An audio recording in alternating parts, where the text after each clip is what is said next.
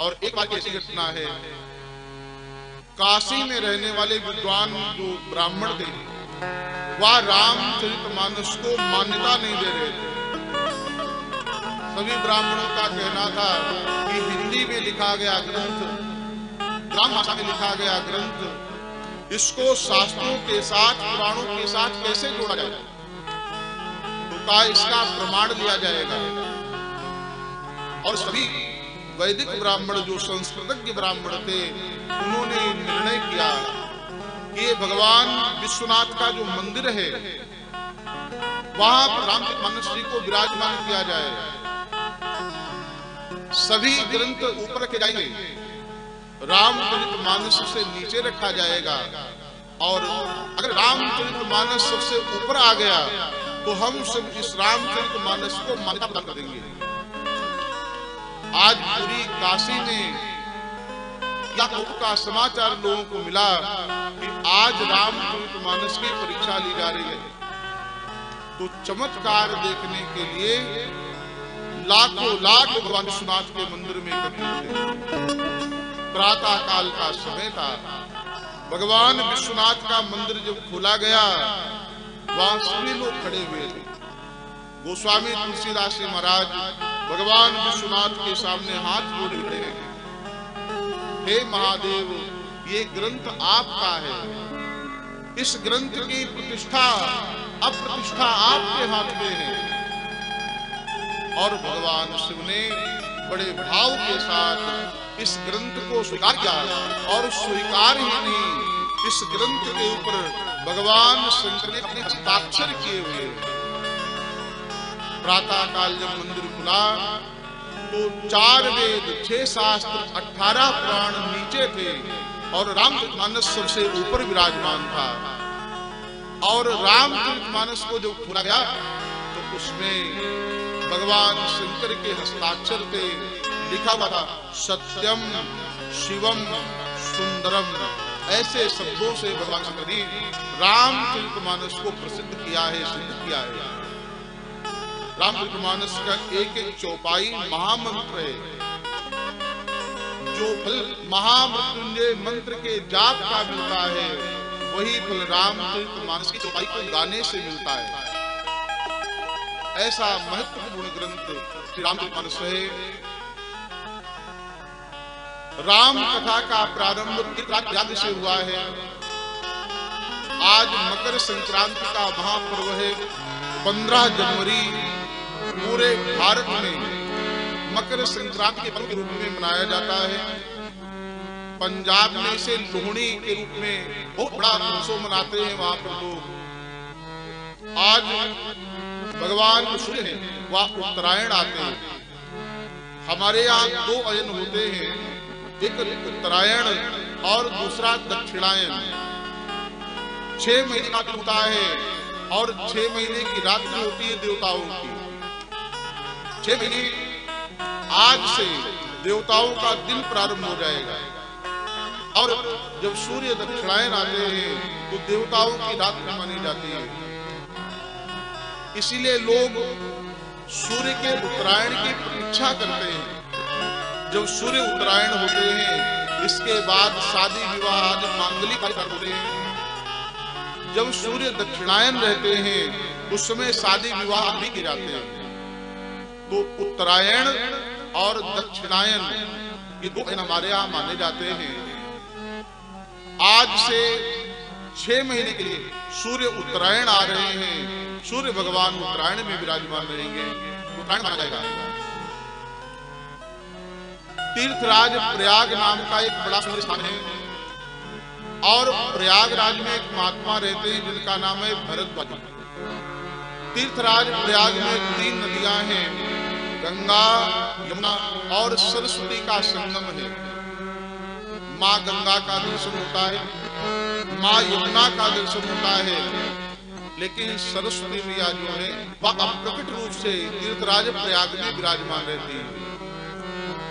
अच्छा आप जाके बताएं तीर्थराज प्रयाग में किस किसने संगम में स्नान किया है? बिना संकोच के हाथ उठाइए। कौन कौन तीर्थराज प्रयाग गया है? काफी लोग गए हैं। तीर्थराज प्रयाग आपके यहाँ से तो पास में ही है, ज्यादा दूर नहीं है। 1 महीने का वहां बड़ा सुंदर पर्व होता है और वहीं पर एक महात्मा रहते हैं जिनका नाम है भरद्वाज जी। महात्मा भरद्वाज जी रहते हैं गंगा जी के किनारे पर। भरद्वाज मुनि बसे प्रयागा जिन्हीं राम पद अत अनुरागा। भाव बड़ा सुंदर है। देखिए, पवित्र काल में पवित्र नदियों में स्नान करने से पुण्य की प्राप्ति होती है। कोई विचार करे, हम नदी में स्नान करने क्यों जाएं? हम कथा सुनने क्यों जाएं? हम मंदिर में क्यों जाएं? कई बार ये जो प्रश्न है ना, ज्यादा बुद्धिमान लोग ज्यादा प्रश्न करते हैं। जो अपने को ज्यादा बुद्धिमान मानता है वह प्रश्न भी ज्यादा करता है और उनका समाधान हमारे शास्त्रों में पाया गया है। बार बार प्रश्न आता है, हम ऐसा क्यों करें? जो पवित्र नदियों में स्नान करता है उसे पुण्य की प्राप्ति होती है। जीवन में एक सूत्र अपना लेना चाहिए। देखिए, हमारे जीवन में जो भी प्रसन्नता आती है वह हमारे पुण्य से आती है। 2 चीजें हैं, एक है संपन्नता और दूसरी है प्रसन्नता। कई लोगों के पास संपन्नता तो होती है लेकिन प्रसन्नता नहीं होती। दुनिया के संसाधन आपके पास में हो और आपके घर में प्रसन्नता न हो, परिवार में जितने लोग हो सब बीमार, तरह तरह के रोग ग्रस्त हो, सब कुछ हो लेकिन परिवार में अशांति हो, परिवार में विवाद होता हो, सभी सुविधाएं हैं और सब कुछ होने के बाद भी हमारे परिवार में प्रसन्नता नहीं है, तो प्रसन्नता आती कहां से? कुछ परिवार ऐसे मैंने देखे हैं जिनके सब प्रकार की संपन्नता। एक परिवार मेरे परिचय में है, मैं नाम नहीं लूंगा क्योंकि वो लाइव के माध्यम से वो लोग भी कथा सुन रहे होंगे। एक ही परिवार में 5 डॉक्टर और 5 के विवाह हुए, 5 का परिवार, 5 भाई थे। लगभग 20 वर्ष सभी भाइयों के विवाह के लिए हो गया, एक भी भाई के घर में संतान का जन्म नहीं हो रहा। उस परिवार में महीनों में लाखों रुपए आते हैं लेकिन संतान के बिना परिवार सूना लगता है। सारी सुविधाएं हैं, सारी वैभव है, सारी संपन्नता है लेकिन संतान के बिना परिवार में प्रसन्नता नहीं है। भाई की बात सोचते हैं, आखिर हम कमा क्यों रहे हैं? हमारे कमाने के पीछे उद्देश्य क्या है? परिवार में संपन्नता आए, साथ में प्रसन्नता भी आए, ऐसा प्रयास करो। संपन्नता तो अर्थ जो है, पैसा है, वह पुरुषार्थ के द्वारा मिल जाता है। कोई पुरुषार्थ करे अर्थ के लिए धन की प्राप्ति हो जाती है, लेकिन प्रसन्नता के लिए हमें धर्म करना होता है। बिना धर्म के हमारे जीवन में पुण्य की प्राप्ति नहीं होती और बिना पुण्य के परिवार में प्रसन्नता नहीं आती। जिसके जीवन में पुण्य ज्यादा है उसके परिवार में, उसके घर में प्रसन्नता ज्यादा है। और देखिए, श्री राम कथा महात्मा याज्ञवल्क्य ने भरद्वाज जी को सुनाई और 1 महीने के बाद श्री भरद्वाज जी महाराज प्रश्न कर रहे हैं, हे महात्मा जी, हे गुरुवर, हम आपसे कुछ पूछना चाहते हैं। हमारे जीवन में जिज्ञासा होनी ही चाहिए। बिना जिज्ञासा के, बिना प्रश्न के हमारे जीवन में ज्ञान की प्राप्ति नहीं होगी। लेकिन प्रश्न ऐसा हो जिससे कहने वाले का भी हो और सुनने वाले का भी हो। एक जगह पर 9 दिन तक राम कथा चली और 9 दिनों के बाद एक श्रोता खड़ा हुआ, कहा महाराज एक प्रश्न है। कहा हमको 9 दिन में एक बात समझ में नहीं आई, आप बताएं।